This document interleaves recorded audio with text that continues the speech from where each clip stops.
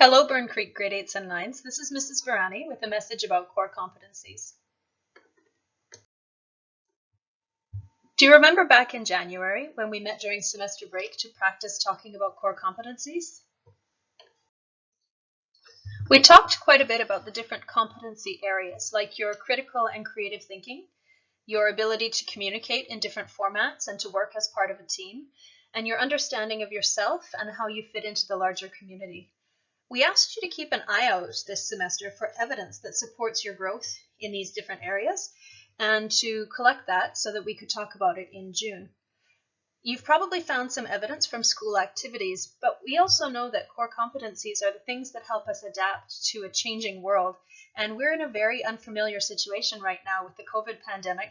You might have lots to reflect on from your at-home life right now as well. We can't have in-person conversations about your growth this year, but we still really do want to hear from you. You're going to pick 2 of the following 5 questions, and these questions have been sent to you by email as well, and you're going to respond to those with some evidence to support your statements.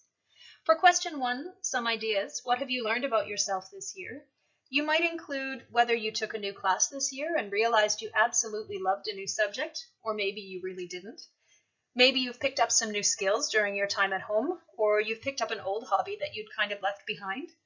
Maybe you've learned about who you are as a person and how you react to different kinds of situations. You can talk about anything you wish. Question 2, what have you learned about your own learning style? You've been in 8 different teachers' classrooms, plus you've been in their online spaces now, and you've probably seen things that make it easier for you to access information and situations where it's a little bit harder. Think about what works for you, what doesn't work so well for you, and how you could structure a system for next year that helps you learn the most effectively. Question 3, a school accomplishment you're proud of. That could come from your academics or your electives. The question is, what did you do to help be successful in that area, and why was it important to you? Question 4, what have you learned this year about how individual actions affect the world as a whole? We've had several global situations to consider. The climate action campaign that went through the fall and into the spring, our COVID response as a community, or maybe you've also had ongoing situations in your personal life, areas where you volunteered, where you maybe have spoken up against racism or bullying or homophobia. Maybe it's a community building thing. How do individuals affect the greater community? And then finally, this year, have you made any changes to the way you take care of your physical, emotional, and or mental health? You could consider your eating habits, your exercise, stress management, your personal relationships, sleep, activities that bring you joy. Did you find a reason that you needed to make the change? Did you make the change on purpose? How's it working out for you? Will you continue with it? Those are just some ideas to get you started.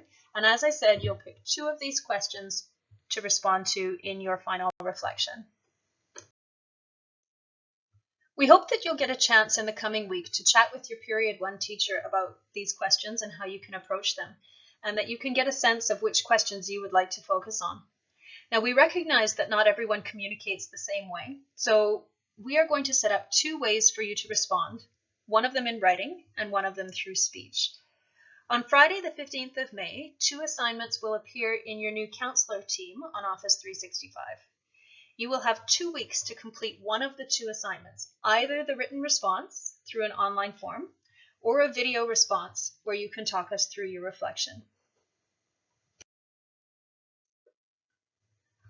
For the written response, it may be a good idea to come up with some answers drafted out before you go to the actual assignment, but you'll see a form like this one where there are 5 questions to choose from. You choose one question and a box will pop up for you to type in your answer. Or if you've already written it ahead, you can copy and paste. You'll get to do that one more time for your second question, and then you'll be done. If you'd prefer to share your reflections through speaking, you will find another assignment in your counselor team that takes you to this website called Flipgrid. On Flipgrid, you'll be able to choose the 2 questions you want to respond to, and you can live record or upload a video of yourself speaking your answers to these questions. You'll have a maximum of 5 minutes for each question, but you don't need to use the whole time if you don't need it.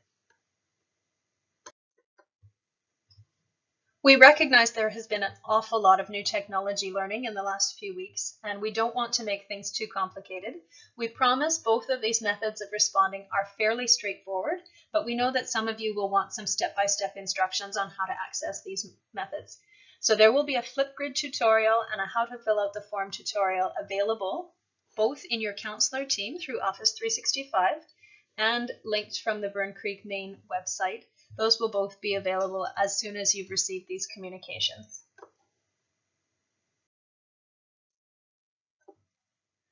We think the team's approach will be the most straightforward for most people, but if you would still prefer to have a one-on-one conversation with a staff member to complete your reflection, we can arrange for that.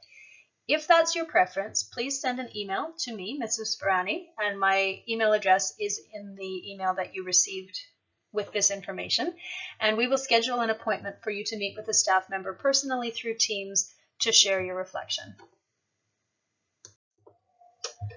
Finally, we just want to give you a rundown of the important dates that are coming up. So today you have received this information about this assignment. You're going to start thinking about the questions and which ones appeal to you the most. During the week of May 11th to 14th, you'll discuss with your Period 1 teacher, get a bit more context, see if you can come up with a really solid answer to your questions. Starting Friday, May 15th, the assignment will be available in Teams, and you will have 2 weeks to respond, either by video or by typing in through the form, or you can contact me to make an appointment. That's an option too. On Friday, May 29th, the reflection will close. Completing the core competency reflection does show up as a comment on your report card. If you're having any difficulty in arranging to get it done, please reach out and we will see what we can do to support you.